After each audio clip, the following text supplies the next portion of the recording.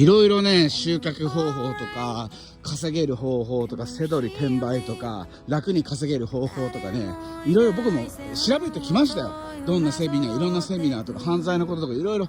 関わってはきましたけれども、結局今到達している39歳現在、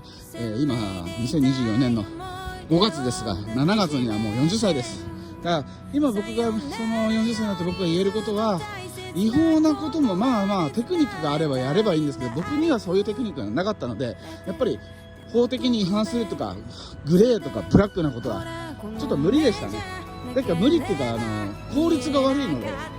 僕は真っ当な社会でちゃんと働いて成果を出して結果を出して皆さんに喜んでいただけてね、信頼される方が楽だったんで、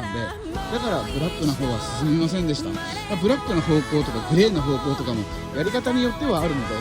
やりたいと思う人はやればいいと思うんですけども、結構効率が悪かったりするんで、その